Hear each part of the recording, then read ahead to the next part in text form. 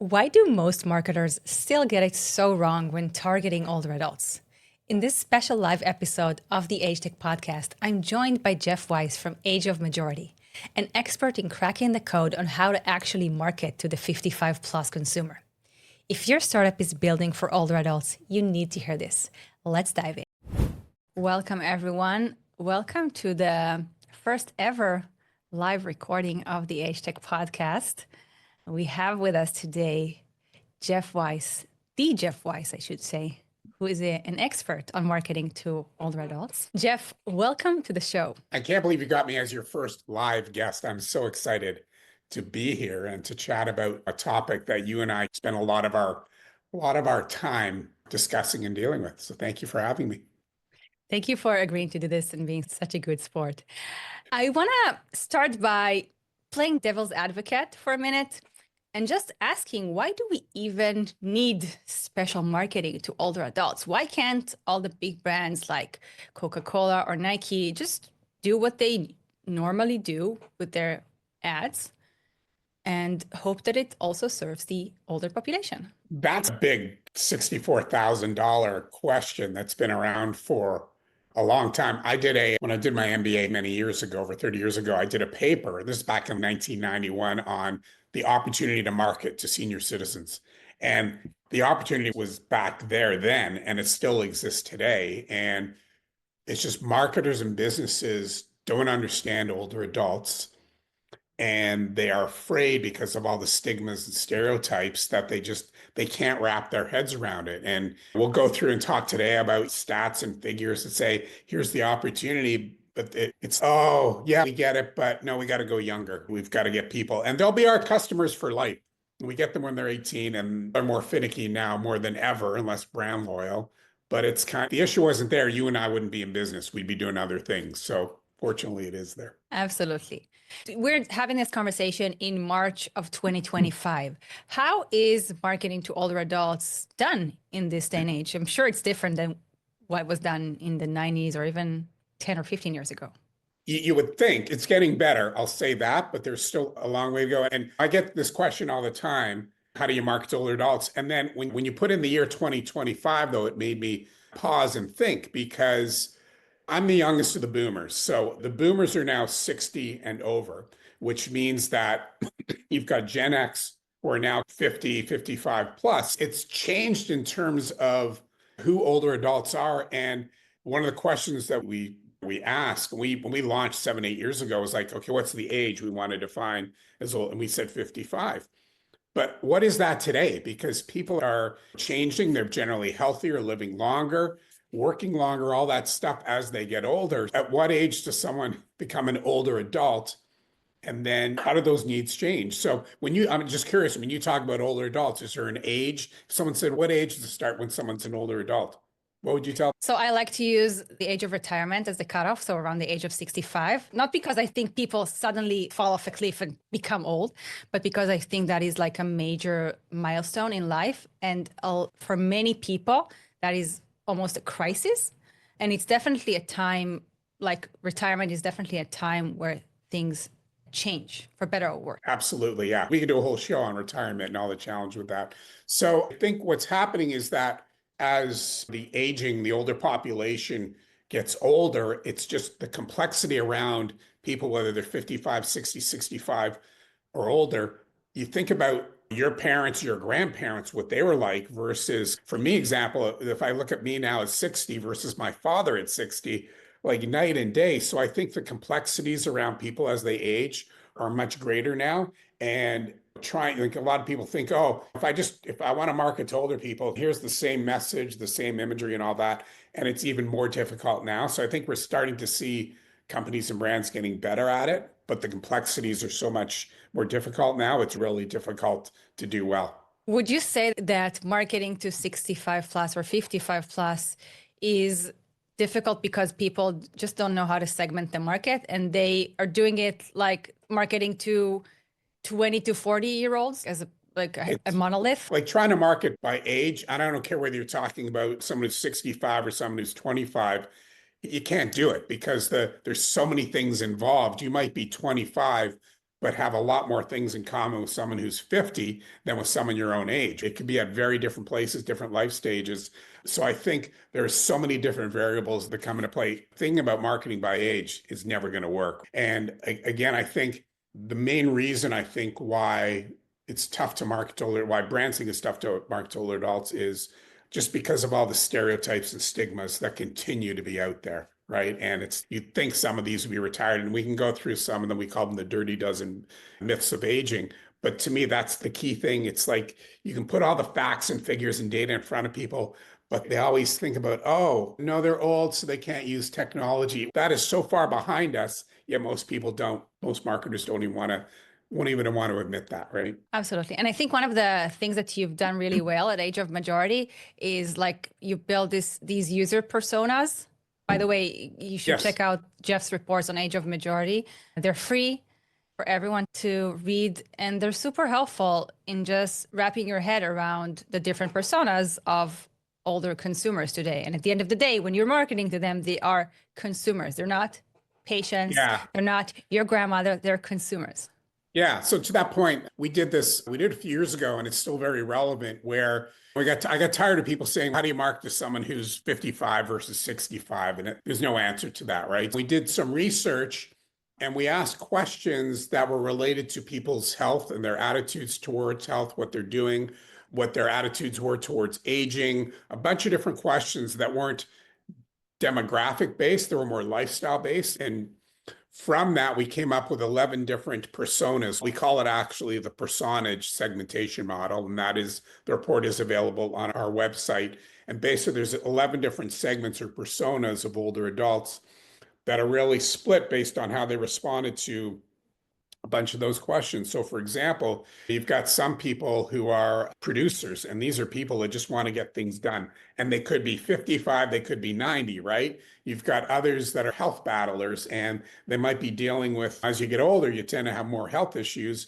And some people are very reactive to what they're doing, and others are proactive.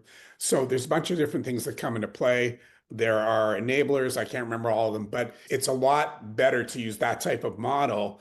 All the agent stuff comes out of it, which is great when you're trying to think about how do you actually reach these people, mainly through digital efforts and things like that. But age shouldn't be driving who you're going after. It's got to be all the other things that are more lifestyle and life stage specific. And that's what that personage model does. And it really helps because you might have different messaging depending on the category of the brand. You might have different messaging that works for one group that you can target, but very different messaging for another group based on their needs. And it always comes down to what their needs are.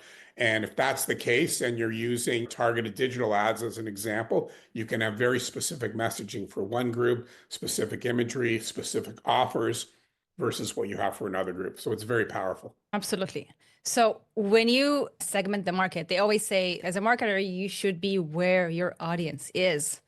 So where are all of these personas hanging out? What channels work for them? Oh, you know what? There's no one solution that works for all, right? I think they're probably on this podcast, and I want the answer. How do I reach these people? A lot of times it's, like they develop a product and they're trying to sell direct to consumer, and they spend all this money on Facebook because older adults are on Facebook. Unfortunately, older adults aren't looking to buy products on Facebook for the most part. They're looking to connect with people they know. It really varies by category. There's no simple answer to it. And the channels you use really depend on your goals. So are you trying to raise awareness? Are you trying to educate people? Are you trying to drive people to purchase? Are you trying to sell something in a local, very specific area versus a large area? And budget always comes into play because, for example, television, TV advertising is still very effective, primarily at kind of raising awareness, but also at driving people to websites. If you're looking for someone to see a TV ad and immediately buy a product, not going to happen, but it costs a lot of money to advertise. A lot of brands, particularly startups, can't do that, but television is still an option. But the things like email, if you've got a good email list, email is still very effective in reaching older adults and getting them to take action. Direct mail can be very effective as well, particularly because you can target by whether it's zip code or depending on where you are in the world, very targeted in terms of who you're going after. I'm not sure if you have these in Israel or not, but in North America, there's a lot of community newspapers, right? So for specific areas, I'm in Toronto now, so there's different community newspapers depending on the area. Those papers are read more front to back than any other newspaper out there because it's like local news, right? Digital, like websites are still, your website better be good in terms of navigation, in terms of content, but also older adults are more concerned about security and things like that. And also they want to be able to, if they want to, speak to someone. And there's with AI coming in and bots and everything, it can be very frustrating, more so for an older adult than a younger one. But websites are key. Digital ads can be very targeted. And then the other piece, and we've just done a really large kind of, I think, breakthrough study on social media and social media influencers that shows there's a huge opportunity to use influencers online to really target specific older adults for depending on what product you have. And do these influencers, do they have to be older influencers, or will a 60-plus-year-old recent retiree who's an active ager, the producer type, let's say, will they respond well to a funny Gen Zer selling something in a funny way? What would you think? I'll tell you what the answer is, but do you think there's a correlation between the age of someone and the age of the influencer they're following? My gut feeling would say that yes, like they would prefer seeing someone who looks like themselves. Yeah, that's exactly what we found. So we split people 18 to 34, 35, 54, and 55 plus. And younger adults tend to follow influencers who are younger. And then older adults, over half of the influencers that someone 55 and older follow are over 55. So because for older people in particular, older adults, relatability, content is still the number one thing. You've got to have good content that makes it more worthwhile to follow you. But relatability, they have to be able to relate to people. And they can relate more to older people than they can to younger ones. Doesn't mean they're not necessarily following it, but you tend to follow people that are more kind of your age that you can relate to. Which actually brings me to one of the pre-submitted questions we had received from our audience. Someone had asked, if you're trying to market to the 55 plus demographic, why not hire someone or multiple people on your team who are from that demographic who will be relatable?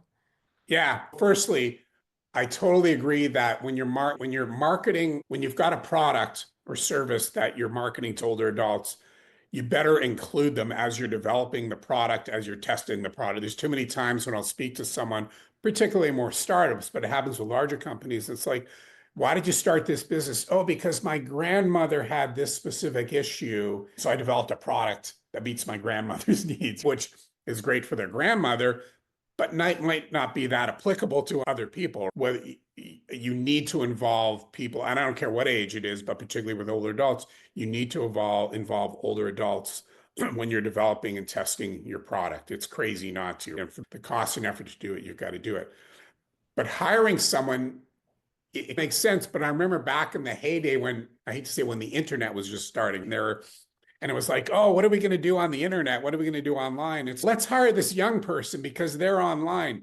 They must know what they're doing. Just because they're online doesn't mean they know strategy or anything. And it's the same in terms of hiring older people. Great, but they have to know who the audience is. And if you're marketers in particular, you want to get diversity is great, inclusion is great, but a good marketer should be able to market to someone who's 65 and someone who's 25 or 10. It's kind of not bringing in your personal bias. So yeah, I encourage people to bring in older adults and to be ambassadors, to be influencers and things like that. But again, there's criteria that you've got to follow and not just say, because you're old, come on, join the team. That doesn't work for me. Absolutely. And I would also be wary of having the one gray-haired person on the team and just going to them and expecting them to represent the entire older population. No, which is why you need to have, again, the voices of inclusion firstly, it comes down to, it's pure marketing 101, right? It's who are you targeting based on their needs and what benefits they're looking for?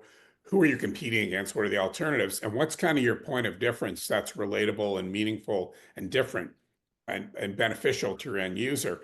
And unless you do that work up front, you could be spinning your wheels, right? So you really need to understand and involve people who some are going to be in your targets, some not. And that's how you narrow it down. Exactly. This actually brings me to my next question. Is marketing technology to older adults different than marketing other consumer goods and services? What do you mean? Just maybe clarify what you mean by that. If I were to market a new wearable or a new app, is it different than marketing shoes? Really good question. Wearable is a great example. One of the things that we tell people in the kiss of death is if I don't wear a wearable because I like my watch that my wife gave me when we got married 30 years ago, but she wears one and my son does, daughter-in-law. And if you say this is for you because you're old, that's the kiss of death, right? So if it's a wearable, for example, you really should be marketing based on the needs of who your end users are. Now, those needs may be different for someone that's older versus someone that's younger, but market it based on the needs and it'll just appeal more to people who are older versus younger, if that makes sense. So, for example, I'm trying to think with the wearable, sleep. Well, sleep's important for everybody, but sleep, we know sleep is really important for older adults. So if you're wearable, if it's an Oura ring, for example, then there might be things that messaging in terms of how you market to older adults are different than what would you do for a younger adult. Maybe that you're a ring, but an Apple Watch or something like that. Some of the features might be different, but basically you're marketing based on needs and not by age. If that makes sense.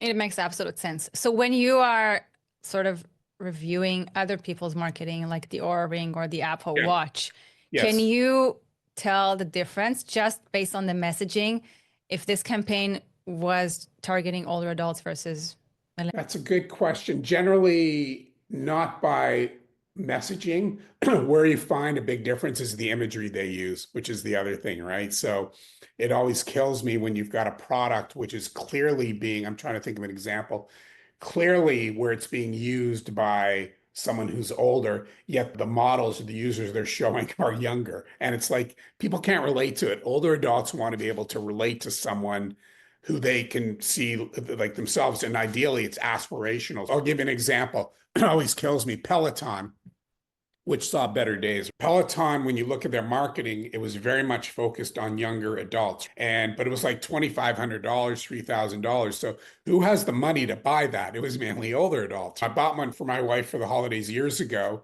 and she would go on there and use it. And my wife is in her 60s and she's in good shape. But she would get on there, and I'm not a biker at all, so I wouldn't do it. But she'd get on there, and it'd be a class with 500, 1,000 people. And the instructor would be like some 25-year-old without an ounce of fat on their body. And the people spinning with her generally tended to be young. So she would get on there, and after half an hour, she'd look, and it was like she was demotivated, right? Because she was like in the last 10 percentile of the class, and she can never see herself being as fit as that instructor. My son, on the other hand, who was 25 at the time, I guess, would get on there. And I don't even think he's not even as good shape as my wife, but he could get on there and for half an hour, he could get a boost. And he's looking at this instructor. He's like, wow, it's motivating. It's inspirational because if I kind of cycle, my body can look like that. And he can get enough power and speed over half an hour and he can be in the top part of the class, but he's not the one buying it. So there's different factors that come into play, messaging, but also the imagery can be really important in terms of who you're going after. And imagery is a really tough thing to get. You might have seen my post. There's one guy you see around the world. He's like the poster older adult. You know who he is, right? And I've seen him in commercials from everything from adult diapers to where he's a professor in a lab or something like that. It's crazy. But there's a real kind of art to doing it. But a lot of brands don't want to invest in that. So you see the same imagery over and over again, and it's just not relatable to people. Yeah. I mean, when I see these models/actors over and over, I'm happy for them that they work consistently, but I'm also sad because it makes me feel like people are not being creative. Exactly. Yeah. Yeah. You mentioned the Peloton example is a great example for the user/buyer disparity, because I understand that you had purchased the Peloton, but your son was one of the users in the household. Yeah. And I wonder, there's obviously many startups who build a product for the older user, but they intend to market to the family caregiver, the adult child. Yes. How do you crack that code? Oh, that's another big question. And we've done a lot of work because you see it a lot in called senior living communities. And just by the way, senior language is so important. Senior is a word that most older adults do not like at all. And we've done a bunch of research and work in senior living communities. Their number one barrier, I think, that industry has is their name. People have no desire to move into a senior living residence, even if it's the Villages in Florida. If you know about them, 130,000 people.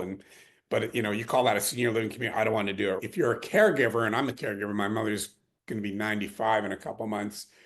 The dynamics between a caregiver, usually it's a son or a daughter, and a son-in-law, daughter-in-law, and a parent could be a grandparent.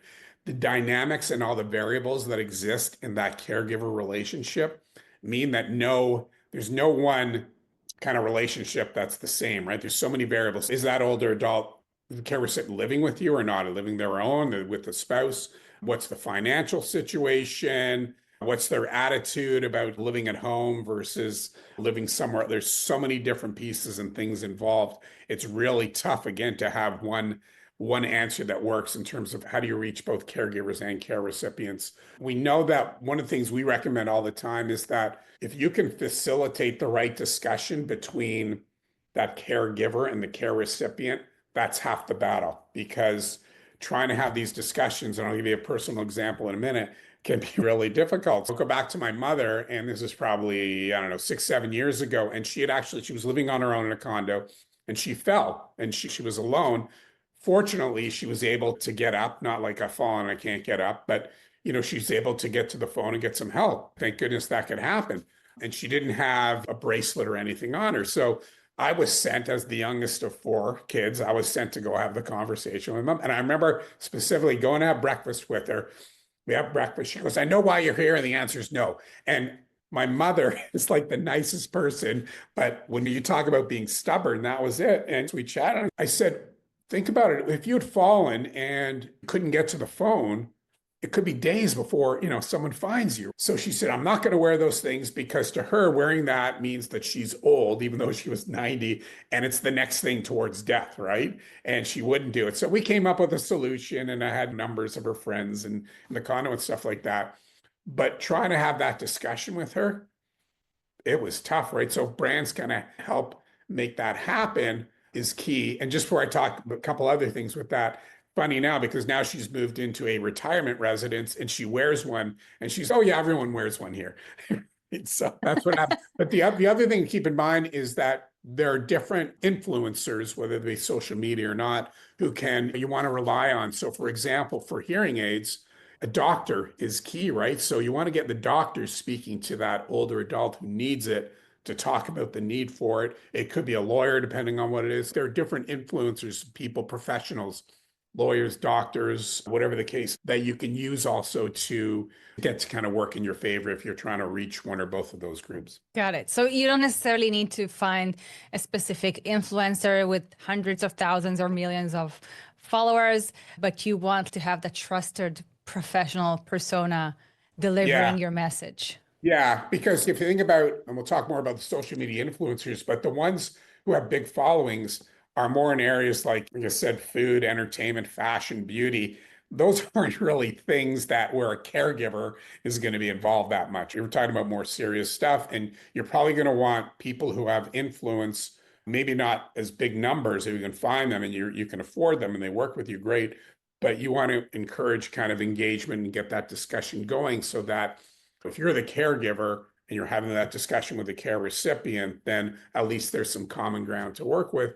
And also, ideally you want that care recipient to be saying, "Hey, maybe it's time for me to consider this hearing aid, for me to move into a community," whatever the case may be. So that's where trusted people can come into play quite a bit. Absolutely. Speaking of trusted people, one of the questions that we got from the audience was about investing in referrals as a primary marketing/growth channel. Yes. Does that work? It can. There's referrals and there's word of mouth, right? We've done a bunch of research. Really, regardless of age, word of mouth is still, recommendations from friends and family is still number one, usually amongst all age groups in terms of where you're getting advice and things on. Referrals can work, but it's partly dependent on, again, the category you're working in. And it comes back to what I was just talking about, that the referral is only as good as how trustworthy that person is. So if a referral is coming from a doctor, from a health professional, those tend to be higher up. And again, I can't remember, we asked for trustworthiness of different people, all the way from a health professional down to the person fixing my car in the auto shop. Trustworthiness isn't as high. So referrals can be great, but you really have to think about the level of trust that individuals making the referral has, whether they're real or whether they're in person or online. That's really important to understand. Otherwise, referrals can be tough. It makes a lot of sense that your primary care physician that you've been seeing for 2 But decades. you think about how many companies and brands are trying to get the attention of doctors and health professionals and nurses.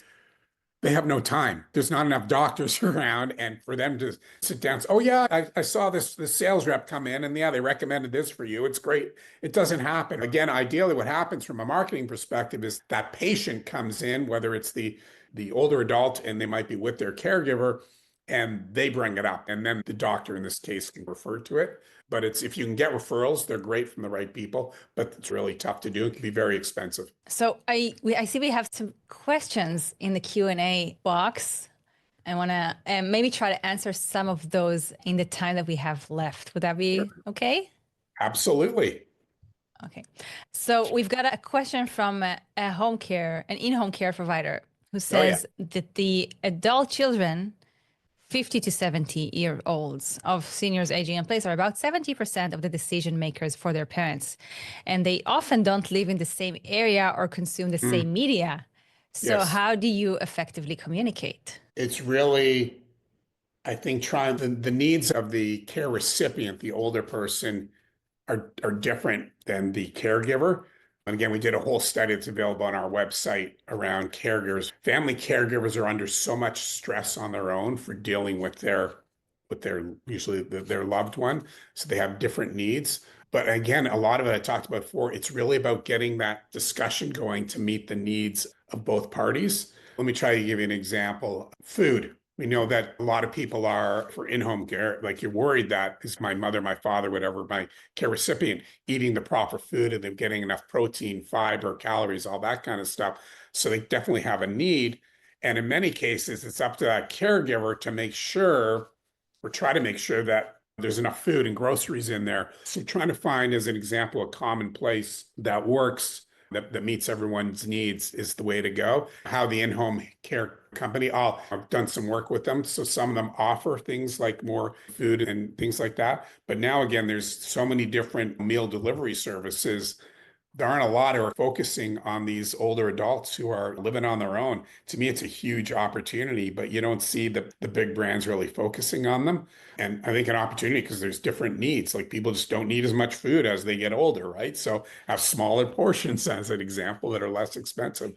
Again, that whole relationship between a caregiver and a care recipient is tough, particularly when there's that much distance. We know from research, a lot of times they live fairly close, which can make it easier. But caregivers, I think on average, are spending over 20 hours a week in kind of helping whoever they're caring for in their needs. And it's a lot of work. And when people are working, it's very stressful. Financially, it can be very stressful. So again, it's just understanding those different needs. And as an in-home care company, how can you help alleviate some of those concerns and troubles that people have? Totally. Great answer. So the next question we have is, why do so many marketers and advertisers continue to portray older adults using outdated cliches? And I wonder about this myself every day. I've been banging my head at this for years. So again, we've got what's called the dirty dozen myths of aging, right? So these 12 myths that really are the stereotypes and stigmas of what marketers think about older adults. And they've been around for years and they're still out there. And when I do my keynote presentation, I always show there's a Saturday Night Live skit, right? And it's for the Amazon Echo Silver, right? And it's like a 3-minute skit and all these stereotypes are in there. So when you've got Saturday Night Live constantly throwing these stereotypes out and reinforcing them, that's what happens. A lot of marketers know or don't want to know what the real facts are. So they use that as an excuse for not marketing to older adults. Let me just go through some of the key ones. So language we talked about. You see some marketing and labeling people as seniors just does not work. People do not. That's not me. I'm not a senior, right? No matter how old you are. We talked about the imagery is a bad one.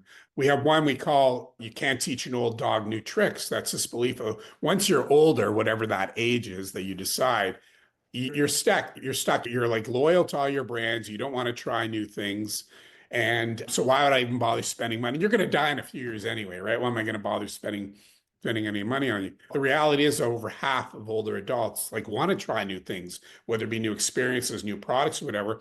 And the other thing is that marketers don't understand where the money is. Over half of all consumer spending is done by people 50 and older. And that's only going to increase as the population ages, right? Or 40% is just for people 55 and older. So it's like they don't know where the money is. We've done a whole report called Bridging the Gap that talks about, so yeah, I kind of understand the money's there, or I know they actually think that they think like Gen Z has the money, and Gen Z has like maybe 5% of all disposable income. And they're spending all this money trying to get Gen Z, and they're not the ones with the money. There's another myth we call past one's prime, and this perception that once you're older, like you don't want to be productive anymore, and you're just waiting. You're in the rocking chair. You're waiting to die. But the reality is, a lot of older adults want to continue doing things, whether that's working or volunteering, doing new hobbies, or whatever. They want to be involved. They want to be productive, and unfortunately, you see a lot of marketing that focuses on the negative aspects of getting older versus the positive and the aspiration, right? And the last one to talk about, we call it what's a Bluetooth. And I can't believe this still exists, but this belief that older adults are technologically challenged and averse. And that is absolutely false. And it kills me. That is still the perception. It's, oh no, I don't want to market to old people. I don't want to market to my grandparents. They're old. They're not hip. They're not cool. They're not into technology at all. And it's sorry, you are wrong on all those accounts. So it's Absolutely. just these stereotypes and they don't realize where the money is. And it's just the numbers are there and they've been there for a long time. But that's why we still see marketers avoiding them. Absolutely. The next question, I think you sort of just answered that, is what are the biggest mistakes brands do trying to sell something to older people? And I think they do all of the things that you just All said. that. And again, it's, hey, you're old. You must need this. So buy this. And it's no, it turns them off. Yeah. It's a combination of things that come into play. And it's language and imagery, the channels you're using. I remember a few years ago, I had a client and it was a vaginal lubricant, right? So for older women, menopause, postmenopause. And I remember the media company, they called us in to consult. The media company came back with their plan and they wanted to put most of the money in Reader's Digest. And it's no one's reading Reader's Digest anymore. If they are, it's 8 years old when I go to and they totally missed the boat. And the other thing was that when you look at that category, it was all like clinical, right? And when you look at that whole menopause is a huge opportunity that's changing. And if women don't want the medical stuff, they want to know emotionally, how's it going to impact them? How's it going to change their lives? But we always had these people with the lab coats on talking about the efficacy of this vaginal lubricant. And they just miss the boat. They just don't understand the needs for older adults and how to reach them properly. It's just a miss. It is. The next question is actually a really interesting one. What is your best advice for small and medium-sized companies with a product ready for commercialization that might not have the budget for advertising, marketing, and communication? Not that I haven't dealt with any of those before. So one of the things, and it's tough when you don't have money, but what I hate to see is that someone goes out, they've got something that they think is good, but they haven't tested it, and they go out and spend all this money and they go bankrupt in some cases, right? Excuse me. If you haven't tested the product, then definitely you want to get older adults to test it and revise, and not just using the product, but also messaging, imagery, and all that stuff, and also how to best reach them. So you can research all that. It's not a lot of money, but it's money that they'd rather use to actually execute marketing programs. But, to me, it's test and learn. Digitally now, you can do so many things that are targeted without spending a lot of money to see what works, but also some of the other, and again, depends. You probably want to localize things and go from there. But like I said, doing direct mail is cheap and cheerful. And depending on what the product is, but if it makes sense, it can work. Doing PR, particularly things like those community newspapers where you don't need to hire a PR firm to do that. You pick up the phone and kind of sell it in. And then, as I talked about before, finding the right influencers that can start spreading the word out, so that word of mouth becomes so important, particularly for older adults. And I love going places where, seeing, and it could be someplace where there's people playing bridge or having dinner or something like that. And the stuff they talk about and share, it's whether it be recipes or health or beauty, whatever the case may be, the more that you can get that conversation going, the better. And that's where finding ambassadors and influencers of the product is key, and just grow whatever works, invest more money in it. If it's not working, get out of there quickly and try something new. That was a really interesting take on how to market on a low budget or no budget. It's tough, but it's small steps. But again, there's so many different things you can try. The more smaller you can contain the area that you're trying to market to, it's going to be a lot cheaper, but you're also going to get learning as you expand. If you've got a great product and you want to start nationally, that's not going to happen, particularly if you don't have any money. So start small in an area that where you believe there are kind of users in that area, and start with them, right? And see what works and what doesn't work and grow it from there. That'd be my advice.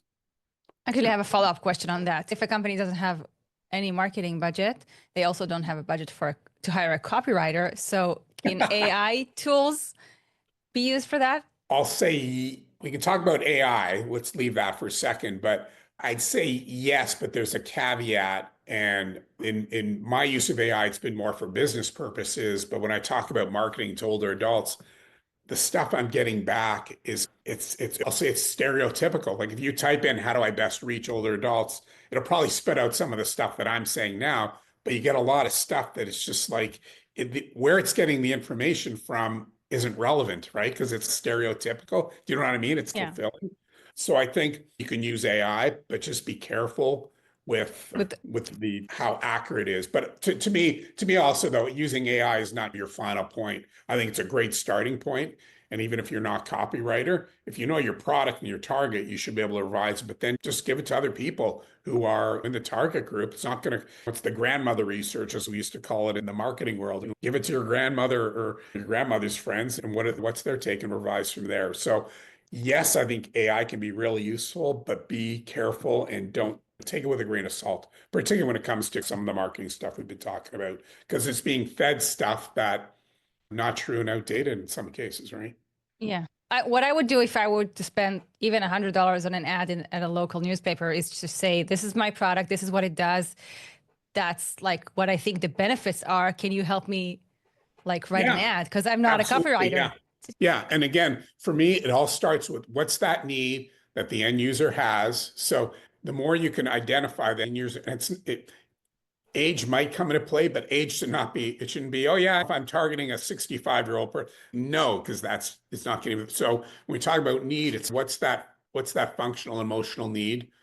You might say that's targeting more older adults, but just be careful there. And here's the benefit. What's potential ad copy for that? That's how I would start. I'm going to try it too. I haven't tried that yet. I'm going to try that with some products. Let me know how it goes. Yeah. So we've got another question from someone asking, should I use pictures of myself, age 72, more in my posts since I am more relatable? Sorry, say that again.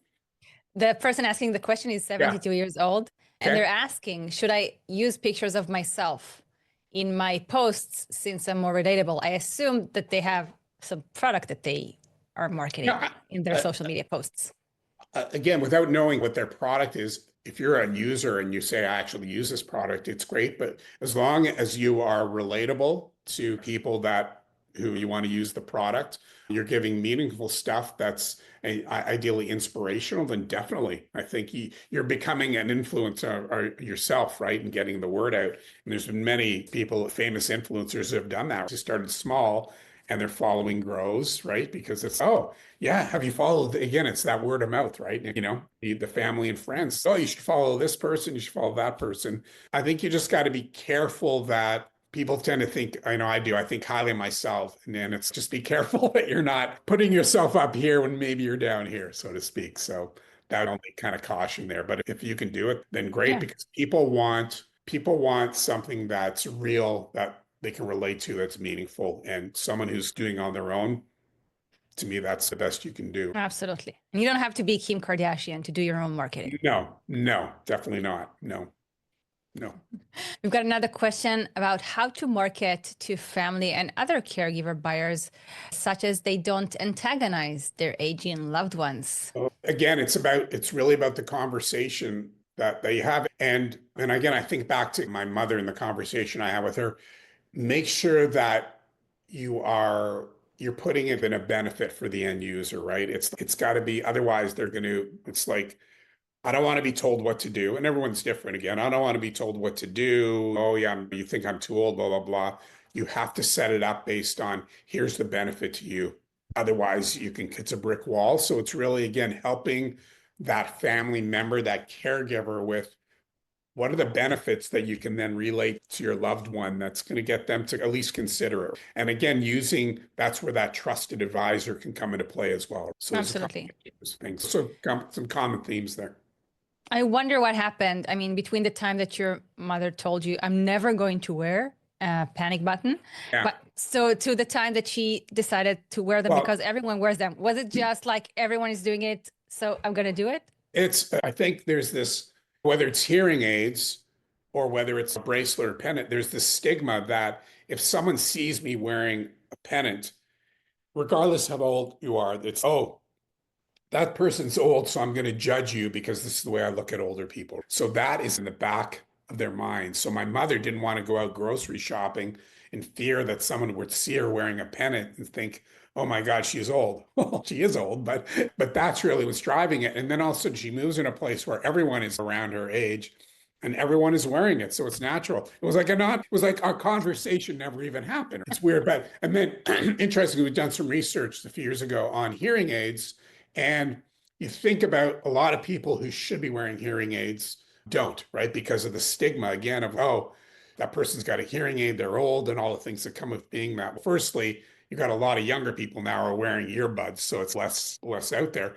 But there's more, you think about, there's more negative things that happen. Like I play a lot of tennis, and there's one guy I play with, and he doesn't wear hearing aids, and I'm yelling at him and yelling at him. It's worse when I have to do that versus me seeing him wearing a hearing aid. It doesn't make any sense. It makes no sense to me. There are hearing aids today that are so small that you don't even see them. You can't even see them. I know. But it's, again, it's this whole stigma of if I wear a hearing aid, it means I'm getting older. People are going to judge me as being old. And then all those negative stereotypes come into play. That's just what happens, right? Absolutely. So we've got a question. Can you share the preferred terms that older adults prefer to be called? Generally, our advice is not to use any term when you're targeting older adults. Like we have to use the term. We use a lot of time. We use active agers, and it's because people are, and it's 75 to 80% of adults 55 and older, mentally, physically, socially, digitally active. Doesn't mean they don't have challenges in one of them or more of those areas, but they want to overcome those. But people don't want to be anything. And again, I don't care what age you are. Like you talk to my son and daughter-in-law, who are the youngest of millennials, and they do not want to be called a millennial. People generally, and again, some people are fine with the term senior, most aren't. Some people are fine with boomer, a lot aren't.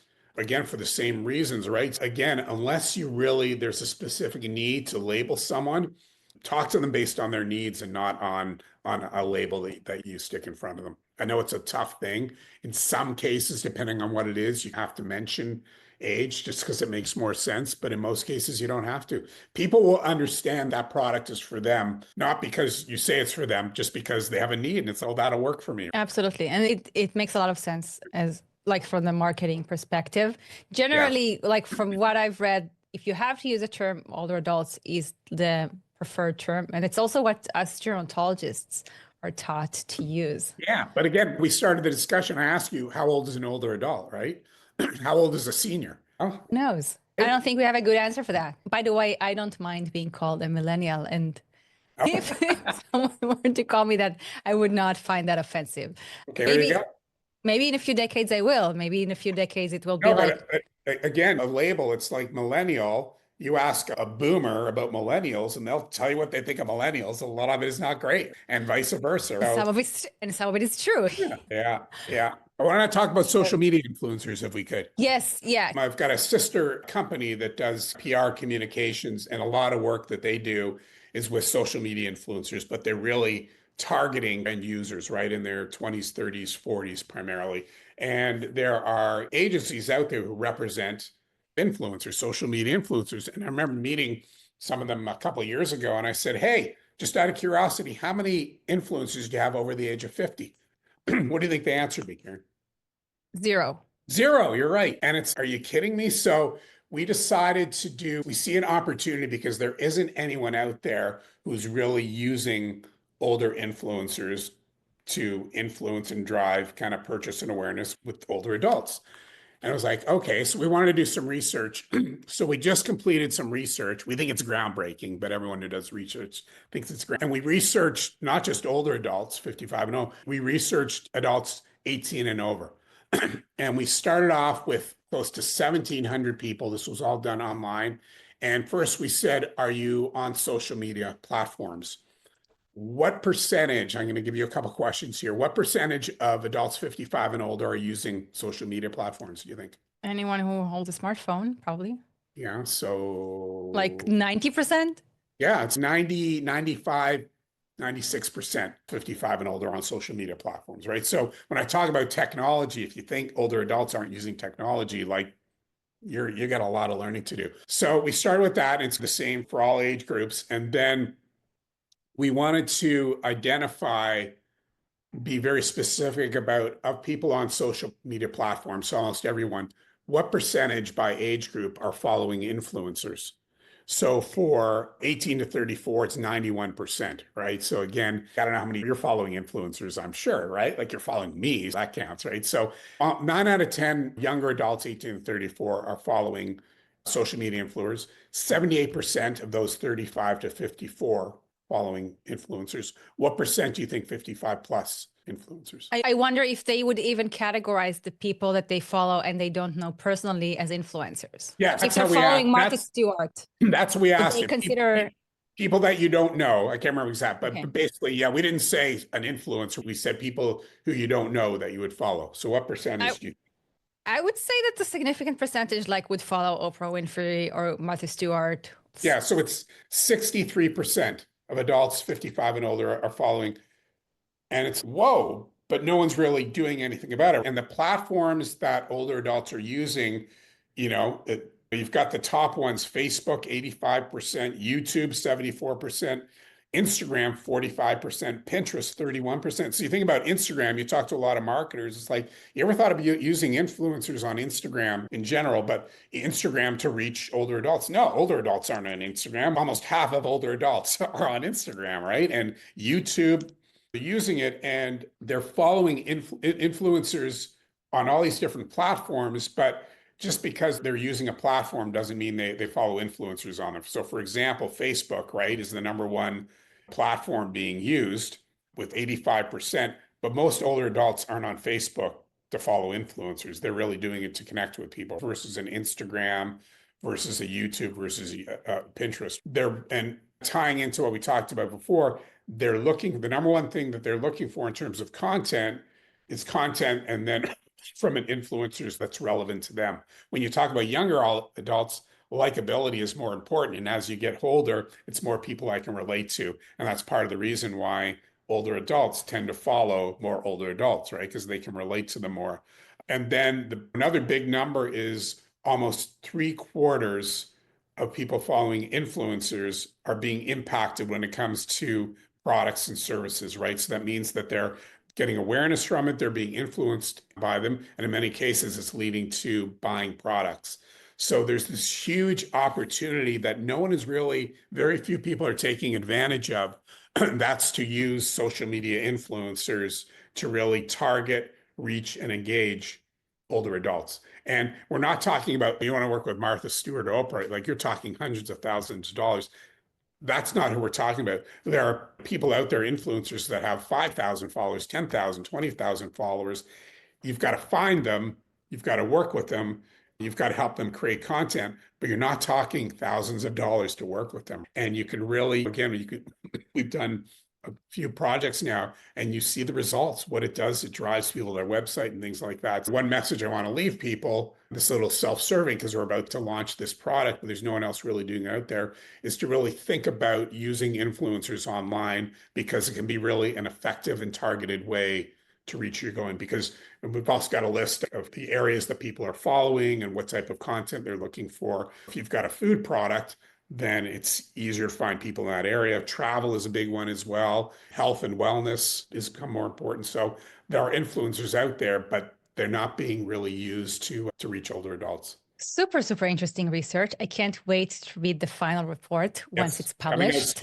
Coming out soon. Yeah. And I will put the link to Age of Majority's website in the Thank show you. notes so you Thank can you. check it out. And I assume there's a mailing list people can subscribe to get notified as soon as the report is published. Jeff, I want to thank you so much for joining me on the show today and agreeing to do it live. And I want to thank our audience for all of your awesome questions. That was super interesting for me as well. Great questions, Karen. Thank you. And again, I'm honored that I'm your first kind of live guest. So thank you. I look forward to our next one. If you enjoyed this episode, you should definitely check out my interview with Richard Caro, who founded The Longevity Explorers. I'll put the link right here. Until next time, stay humble, stay curious,